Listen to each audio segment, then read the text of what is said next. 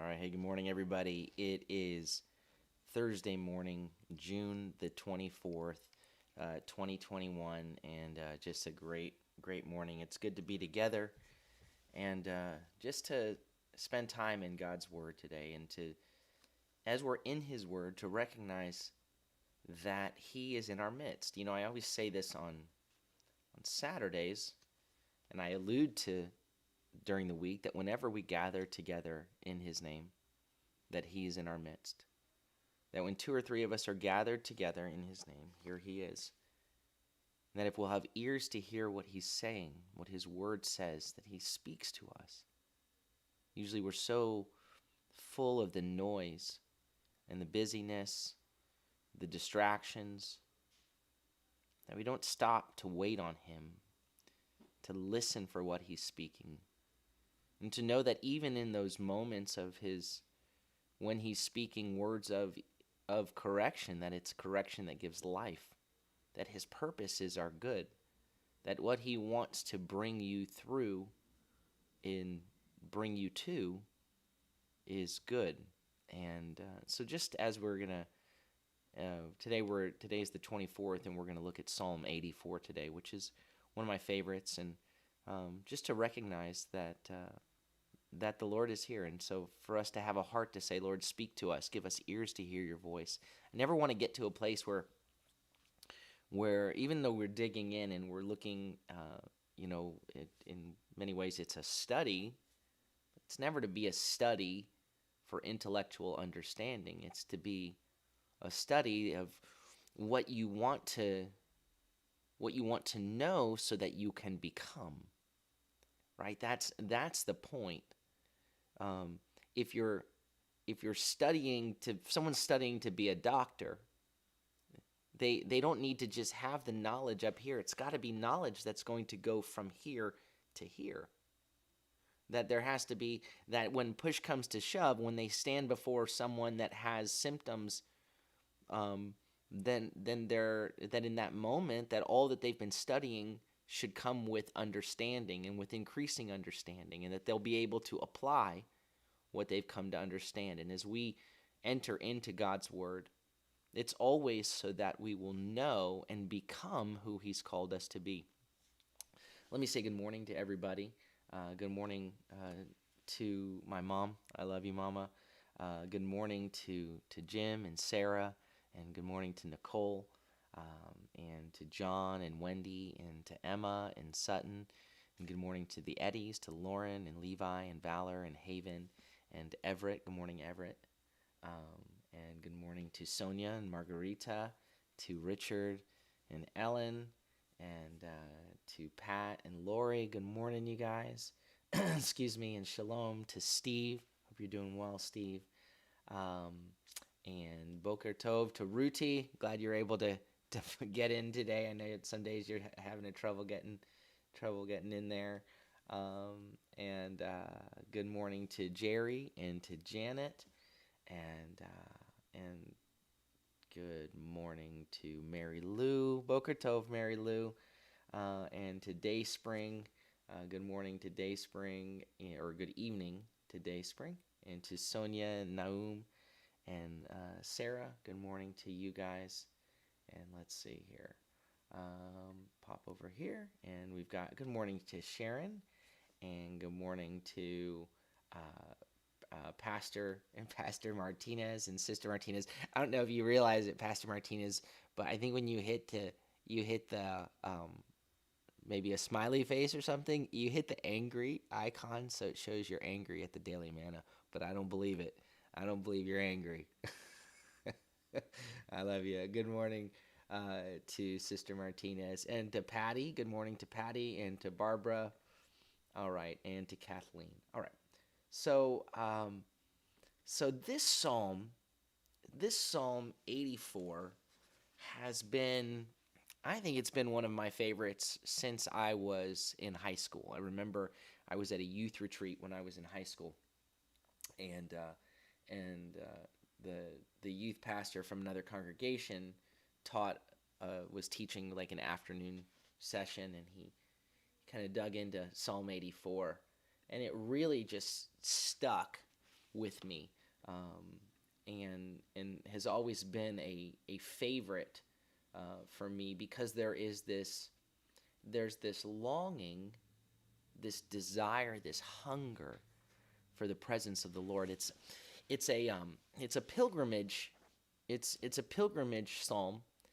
It's taking place around, so it would likely be going up for Sukkot, going up for the fall feasts. There's mention of the early rains, which, if you're thinking in our clock, we think spring rains would be early rains and the fall rains would be late rains, but in the Hebrew calendar, it's the opposite. So the early rains are the fall rains, and then the spring rains are the late rains.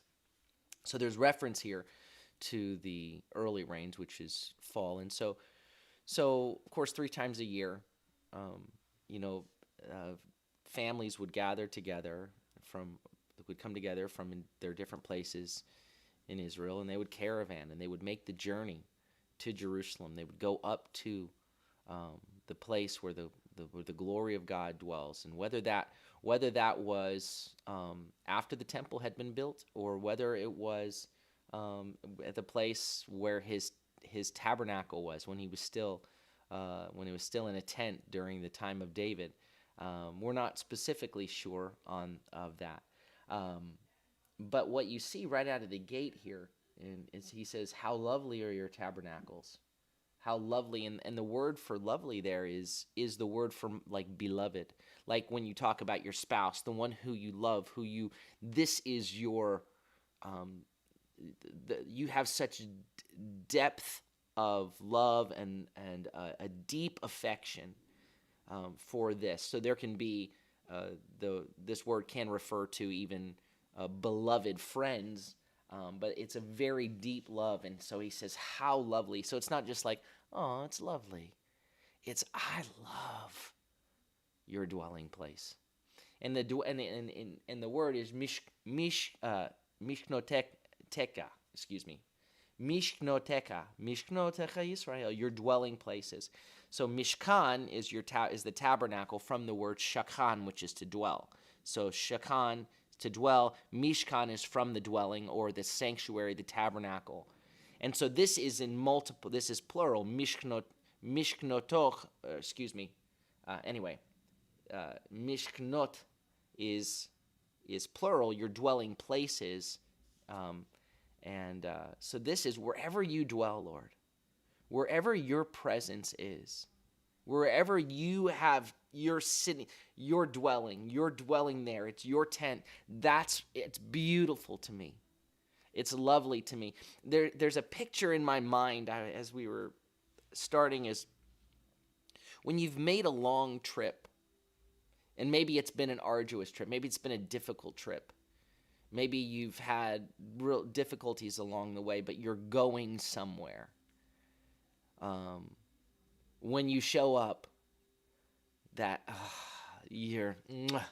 it's beautiful to see you. Just even on a small, like it's summertime when you're taking vacation. If you have a really long day and you show up to your hotel, and that hotel looks beautiful, you're like, "Oh, the rest is going to be beautiful." But even to a greater degree, like exponentially greater, the psalmist here, in depicting kind of going through this journey, desiring to get home, making the journey home, the journey to the dwelling place of the Lord. And he arrives and he says, "You're beautiful. You're beautiful. How lovely, how much I love, how deeply affectionate I feel toward your dwelling places, your tabernacles, Adonai Tsevaot." Verse 3 says, "My soul yearns," and there's this yearns is niksafa, which is a deep, painfully desire, to long for, to yearn. And then the second word it says, "My soul yearns, even faints." And the word that's used for faints here is kalat, which at times it can mean like it to be brought to an end. Like sometimes it'll say, "May they be brought to their end, may they be finished, which can be interpreted at times as destroyed, but it can also be to like wear out. So he's saying, my soul, it yearns. There's a painful desire, a longing, and it's like it finishing it where I'm worn out for the courts of Adonai. It's been a long journey because this is a lengthy journey. So as they make their journey, arriving at the place of their destination, it's been an arduous journey. And yet the longing that's driven him, and then it's kind of coming to this completion to the courts of Adonai. He says, my heart and my flesh sing for joy to the living God. The word for sing for joy is ranan. So that can be like, sometimes it can be like a shout of victory, or it can be a groan or a moan. The same word can have multiple applications or meanings. And so he's saying, my heart and my flesh, my body, my are longing, moaning, groaning, shouting for to the living God, toward the God El Chai, the God of life, the God who lives. So there's it's my soul, my heart, my flesh, every part of me, the deepest part of me. And in a physical way, I'm worn out, I'm weary, I'm in pursuit of you. I'm in pursuit of your presence. And as he arrives and shows up and he says, as he kind of looks around, there's a picture here in verse 4. He says, even the sparrow, gam tzipor, even the bird. The word for sparrow here, tzipor, can be just a general word for a small bird. And it's when they translated the Hebrew Bible into Greek, called the Septuagint, the Greek word they used was the word struthion, which is a small bird. And can be a sparrow, which is the same word that Yeshua used when he talked about sparrows in Matthew 10, in Luke. He says, but Matthew 10:29 says, are not two sparrows sold for a penny? Are not two struthia sold for a penny? Yet not one of them shall fall to the ground apart from your Father's consent. Even the hairs of your head are all numbered. So do not fear. You are worth more than many sparrows. And so here, there's that word struthia, which was used in the Greek translation of this verse as well. And he says, even the sparrow, even the bird, has found a home, has arrived at, has reached, has come upon a home, a house. And the swallow, a nest for herself. Now, I want to pause for a second here. A nest for herself where she may lay her young. So the word for swallow here is another word for a bird. It's doror, which is when it was translated in Greek. I don't want to bog you down here, but the Greek word that was used in the Septuagint was trugon, which is a dove, a turtle dove. So it's more of the idea, even a dove or a turtle dove has found a nest. And so you have this picture of a dove, right, at the altar of the Lord, her young nesting, that the offspring of the dove finding a place in your altar. When it talks about your altars, the ancient altars were built with stones, with rocks, and then within those stones there would be spaces, there would be crags and nooks and crannies, and in those places the birds would come and they would build their nests, and they could lay their young. So he looks in it with a longing, for almost a jealousy for the birds that have found a place near your altar. Like they get to live there. I have to make this long journey. Like we've made this arduous journey to get here. Oh, this place is beautiful. Do those birds know how good they have it? And what's interesting to me, and this is I don't know if there's some sort of wordplay here at work or not, but the word that's used here for the dove, doror, is also used in Exodus. in Exodus, which we're not going to turn to, but you can look yourself in Exodus chapter 30, verse 23, when the Lord is describing the fragrance, the mixture that is to be used to anoint, the anointing oil that is to be used to anoint the tabernacle. He's gonna anoint it with, so many shekels of myrrh and cinnamon and a couple other things. They all mix together in olive oil, and it's a unique mixture that is to only ever be used for the temple. It's used for the tabernacle, for the tent. It's used to anoint the ark. It's used to anoint everything in the place. So everything bears this scent. And the priests, as they minister there, they also would be anointed with this oil. But this fragrance was to be unique to the place where God dwells. It was not to be just used in an ordinary way. You were in. It says you're cut off if you use this sort of in just a regular way. I like the smell of this. This is going to be my perfume. This was a scent that was to be uniquely tied to the tabernacle. And so when it talks about myrrh, it uses the word. It says mar doror, which is it's translated in Exodus 30:23 as a flowing myrrh, and so, or myrrh of doror. That's what we know, myrrh that flows. But the word doror is the word that's used here to describe this bird, the second bird, swallow, bird. And so it may be this wordplay that connects to a fragrance that would be uniquely related to the tabernacle. So he's looking and he says, I'm again, even the birds, they found a place near your altar. And then he says in verse 5, he says, Ashrei, blessed or truly happy, actually content. Like there's a real sense of, like it's a total, like Ashrei is to be happy, truly happy and content. Truly happy, blessed are those who dwell in your house. Fully content, truly happy are those dwelling in your house. Those birds, they know what happiness is. All of the as he looks at those who get to minister in the courts of the Lord, there's a longing for what they have. One of my favorite, definitely my favorite song in Fiddler on the Roof is "If I Were a Rich Man." But I find the most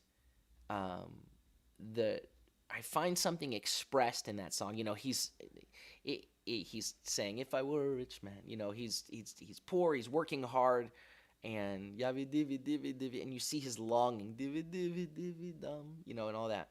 But there's a part in that when he's talking about he'd have the staircases going up here and one that's leading nowhere just for show and all this stuff. But where you see the longing is when he goes, and I discuss the holy books with the learned men 7 hours every day, and that would be the sweetest thing of all. If I were a rich man. Like that's the greatest richness. To be able to enter into, be in God's presence, to know his word, to discuss who he is, and to consider him, that longing that goes beyond all of the desire for staircases and houses, and you see that expressed beautifully in the song in Fiddler on the Roof. And that's what, there's a sense of that where he says, truly happy are those who dwell in your house. They get to continually praise you. They get to do this all the time. Do they know? Do they recognize how good they have it? That's where I want to be. Verse 6 says, Ashrei again, Ashrei Adam. He says, blessed is the one, blessed is the man, is the human, is the person whose strength, whose power is in you, in whose heart are the pilgrim roads, in whose hearts Blessed is the human or the Adam whose strength is in you, highways in their hearts. Literally is what it says. Highways in their hearts. That the journey, the highways, it's a metaphor for this journey, this pilgrimage to the place where the Lord dwells. But that journey is in the depth of their hearts. It's in your being. Blessed are those, Ashereh are those who are making this journey. And it's not just something that's in their feet. It's not just something that they're doing. It's something that they long for. So it's continually there. Verse 7. Verse 7 is an interesting verse. And I honestly think there are a couple of different word plays here that really enrich this verse. It says, passing through the valley of Baca, they make it a spring. The early rain covers it with blessing. So it says passing through the valley of Baca. Baca, okay, so when you spell Baca in Hebrew, as it's spelled here, it's Beit, and then a Kaf, like a K sound, and then it ends with an Aleph, which is an Aleph. We think of it as an A, but it's a silent letter. And so Baca with the Aleph points to balsam, would point to a balsam valley. So it could be very, very literally describing this valley that's in the north of balsam trees. And so balsam trees thrive. They thrive in dry places, right? That where there's not a lot of rain. So it can be this picture of this valley of the dryness, this valley on the spiritual pilgrimage, on this pilgrimage to the presence of the Lord, going through these dry valleys. It can have that picture as well. But there's also a word Baca, which is spelled Beit, Kaf, with a hey at the end. And when you have the hey at the end, you don't go Baca, Baca. It still has the exact same sound, Baca. But it means weeping, sobbing, tears. It describes, the definition says to well up tears in the eyes and have mild convulsions or spasms of the diaphragm and make vocal sounds of soft groaning or loud wailing as a sign of sorrow and mourning. That's the description of Baca. So when you hear the valley of Baca, and it's the valley of dryness, and yet it's a valley of deep, of sobbing, of mourning, of weeping, so that in the place of dryness, it's no longer dry because of my weeping, because of as I'm passing through on this pilgrimage to go to the place of the Lord, and I just want to get there, and it's so dry here, but it's no longer dry because tears are flowing from my eyes, and it says they make it a spring. And the word for spring it says ma'ayan, which can literally mean from the eye. And it also means a spring. So a springs are from your eyes. There's a connection. Those words are absolutely the same. The word for springs and the word for eyes are the same word. And so this place of sobbing, this place of dryness, but no longer dryness, because now sobbing, I've made it a spring. There's water here. And then it says the early rain covers it with blessings. And the word for blessings is brachot, but this is interesting. Brachot meaning blessings, but berecha can also mean not just a blessing, but there's another word that's obviously related that can mean a pool. Like a pool, to man-made pools. 2 Kings 20:20 talks about pools, and it uses the word berecha. Nehemiah 3:16, Ecclesiastes 2:6, they use this word berecha, meaning pool. So it's blessings. They make it a place of springs, and the early rains, these fall rains, yes, the rains that the Lord gives, make it this place of dryness. A place of pools, a place of blessings, and yet my tears as well, in the midst of my tears going through the dryness, that itself makes it a place of pools and a place of blessing. That in the midst of the longing, in the midst of the journey, in the midst of the hungering after God, of desiring and making that journey, of where the pilgrimage, where the highways, it's not just something that's under my feet, but it's in my heart. And I'm going through a dry place in a valley of sobbing and weeping, and yet in the midst of that, making it a place of springs and a place of pools, a place of blessing. That there's something that the beautiful, that the Lord, blessed are those who weep. Right? Blessed are those where there's that weeping, because they will be comforted. Right? They will be before the Lord in his presence. Verse 8, they go, or they walk from mechail el chail, from strength to strength, from capacity to capacity, from valiant step to valiant step. And it can also be a picture of a chail would be like a bulwark, or like a little kind of like a little maybe pointing to little towns, little settlements along the way that are like hiding places, that are strongholds, so to speak, so that on your journey you go from place to place, from strength to strength. And here it says, every one of them appears before God in Zion. It says, Ye'areh, which is he looks, El Elohim, toward God in Zion. So they go from strength to strength, him looking toward God in Zion. My eyes are fixed on him, on where I'm going, right? Going from city to city, strength to strength, empowerment to empowerment. With my eyes fixed on him, on where I'm going, on the destination in Zion.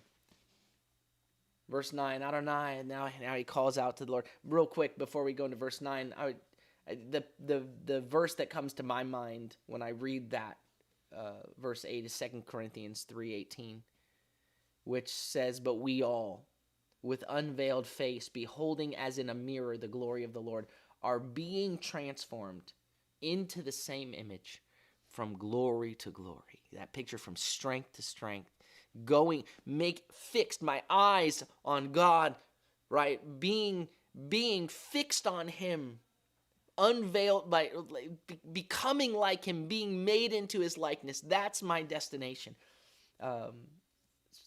From glory to glory, just as from the Lord who is the Spirit. So I always, in my own heart, make this connection between verse 8 and 2 Corinthians 3:18. Verse 9 is his prayer, Adonai Tsevaot. I don't know why they left out Elohim. It's Adonai Elohim Tsevaot. Adonai, God of armies. Shema tefilati, hear and respond. Hear my prayer. Hear my request. Hear my asking for you to intervene. Give ear, turn your ear, O God of Jacob.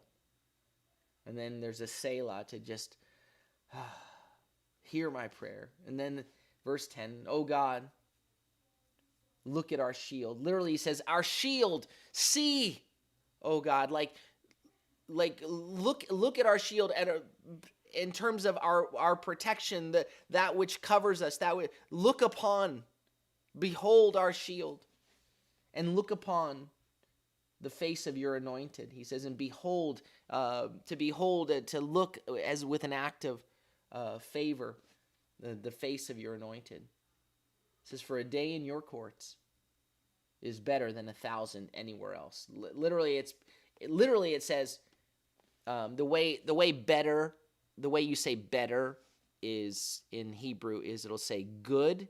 So something is good, and then what it's comparing it to, it'll use the mem which means from. Good from this as compared to this. So he says, for a day in your courts is good or better than 1,000. And the anywhere else is implied. It's not actually there. So it just says, because a day in your courts is better than 1,000. Again, with an implied elsewhere. And then he says, I would rather, and he uses the word bakar, I would choose, again, this is that comparison again. There's I would choose from doing this. So he says, I would choose to stand at the threshold, basically to be a doorkeeper, is how some translations.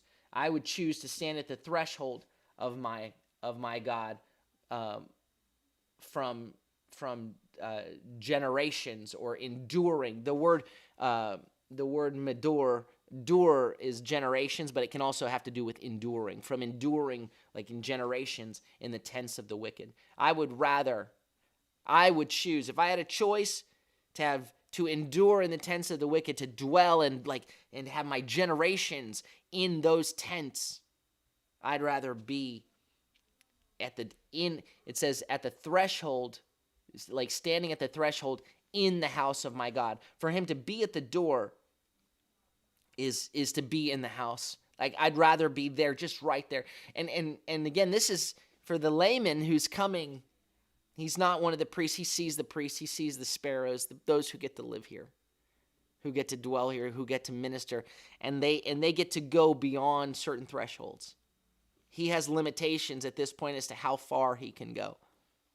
But that's okay. He'd rather be here, right on the edge, with the scent of everything there, with the experience of the presence of God, of my God, than to be dwelling and flourishing in the house of the wicked, in the tents of the wicked. For Adonai Elohim is a sun and a shield, right? So he is life-giving and light-giving, and he is also our guardian. He is the shield, the one who protects us, and his justice protects us, and his care protects us.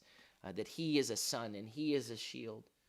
Adonai gives, because what the sun did, he gives grace or favor and glory and weightiness. God gives grace. Adonai gives grace and glory, not withholding good. The word used for withholding is the opposite of giving here.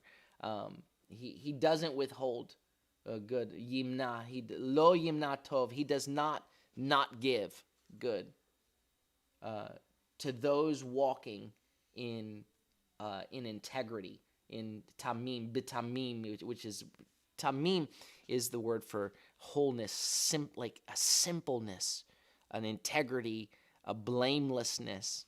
It's not complicated. It's just what it is the same on the inside and the outside.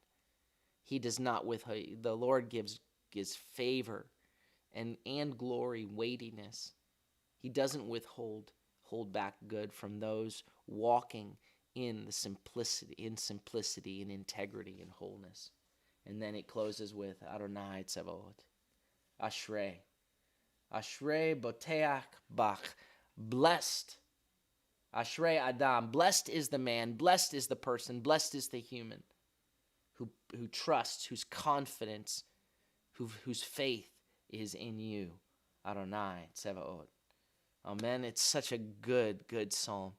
A longing for his presence, to make the journey and to realize that on the journey, the pilgrimage roads are in our hearts. That we're still in that wilderness, right? We're still being led in that wilderness, longing to be in the as close to him as possible, wanting to be like those birds. If he takes care of the birds who can dwell in the crag of the rock there, how much more will he take care of you? And there's that longing, that aching in our hearts to be in his presence, to know him, and to be transformed into his glory. And sometimes those valleys in the journey is a place of dryness and a place of weeping. But on the day when you show up, when you arrive, when we will see him face to face, because we'll see him as he is, how lovely, how beautiful are your dwelling, is the place where you are, wherever you are, is the love of my heart, Lord, is to be where you are. And may we, as we at times weep through seasons of dryness, know you keep pressing on, going from strength to strength, eyes fixed on God in Zion, eyes fixed on God in his holy dwelling, on the sign in the place where he has put his signpost, and knowing that he is providing the pools of blessing to bring us from place to place till we get there. Amen. All right. Well, let me say hello to anybody that I missed. Good morning. Good morning to Elizabeth. I saw what you wrote. Good morning to Elizabeth and to Jesse and Philip and Salome. Um, and good morning again there's to Wendy and John. And hope you guys have had a refreshing week this week. And good morning to, okay, yeah, I think I got everyone. Yeah, Ma, everybody knows I'm your son. She's like, Steve, did you know that Cosmo is my son? Yeah, Ma, like, I say hi, Mama, like at the beginning of every every stream, and we have the same last name. So I think Steve's put it together a long time ago. You're sweet, though. I love you. Sorry. I'm not laughing at you, Mom. I'm just laughing at you. I'm just teasing. And good morning to, I think I got everybody else. I hope you don't mind me teasing my mom a little bit. Yeah, everybody knows I'm your son. Everybody that's ever met you knows I'm your son, okay? And there are not a lot of Panzettas in the world. So we're good on that count as well. All right, so, okay. Well, may the Lord bless you and keep you. May the Lord make his face to shine upon you and be gracious unto you. May the Lord lift up his countenance upon you and give you peace. Shalom, shalom. Have a beautiful day.